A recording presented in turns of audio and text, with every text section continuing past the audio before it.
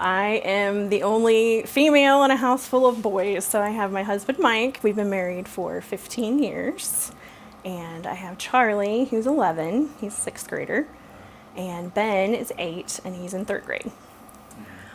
So at 40, I started my mammograms every year, and they've been fine every year up until this one. So I had my screening in April, and they called and said, hey, let's do another one and maybe an ultrasound. And I've had the ultrasounds before because I've had dense tissue.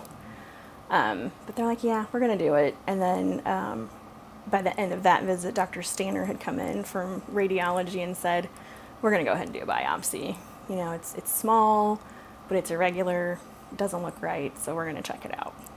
So that next week, I had my biopsy, and I think the next week or so is when I found out that it was stage 1 invasive ductal carcinoma. It's a small tumor, about 4 millimeters. Well, I was at work, so I stepped out because I knew the call was coming from them, and whether it was good or bad, I didn't want to be in my office. So I stepped outside, and it was the nurse from Dr. Albright's office, and she had said, this is what we're looking at. We're going to get you in for a consult with the surgeon and move from here. And I had to go home. It was about 8:30 in the morning, so I had just gotten to work, and I texted my boss and was like, I got bad news for my biopsy. I need to go home, and just kind of cried out. So I did. Went home, cried a lot. My husband works from home, so he was there. My sister came up from the lake because she was off that day, and we just kind of sat, and she's like, okay, let's gather thoughts a little bit. Like, they've said that it's small, and we're going to go in and take a look and check the lymph nodes. So when I had my lumpectomy, about 2 weeks later, they did the lumpectomy, and then they did a sentinel lymph node biopsy to check the lymph nodes.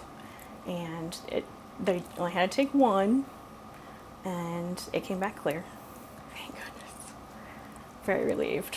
I was like, okay, this probably means I don't need chemo. Because that was my big thing. I was like, I'm a busy mom.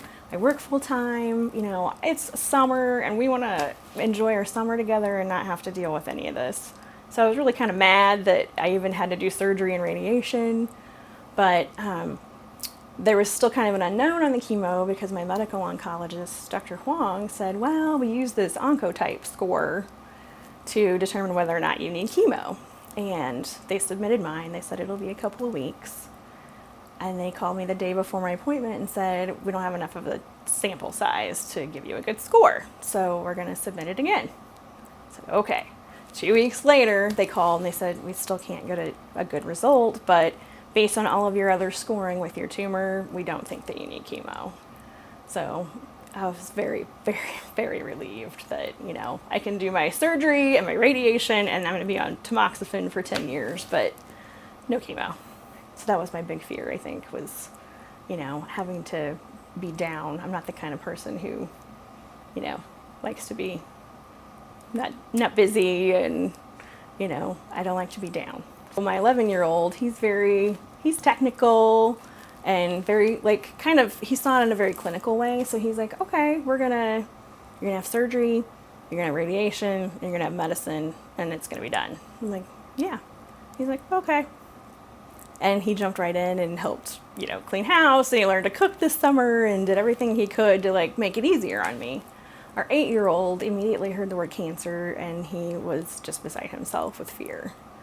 He has anxiety anyway, so that, adding on top of it, he was scared to death he was going to lose his mom. So that was a lot of talking to him about, these are the things that they're going to do. It's early enough, I'm not going anywhere, and I promise, if anything changes, I will be completely honest with you. So in the end, he kind of wrapped his head around it, and in his terms, it was, so you're going to stab it in the eye and kill it with fire. We're like, yeah, really, kind of in simplest terms, we're going to do the surgery, stab it in the eye, and then radiation is going to kill it with fire. So he was like, oh, okay. So it kind of had to be just, a way that he could understand it. And, you know, he was like, is the radiation going to give you superpowers? Is it going to make you like the Hulk? And I'm like, well, I hope it's not going to be like the Hulk. I mean, I don't want to get mad all the time, but I was like, no, I think I'm just going to have, you know, sunburn. Well, you realize who your true friends are and like how important your family is to you. I mean, everybody just came together and helped us through it. My husband's like, I kind of see it as like a really friendly mosh pit. He was like, you know, you like fall back on this mosh pit and like everyone carries you over it. And I was like, it really was. It was like the biggest trust fall I've ever done in my life. And people have taken such good care of me. And not just our family and our friends, but my care team. I can't even begin to say how many amazing things I could think of about all of them. Like, they've been fantastic.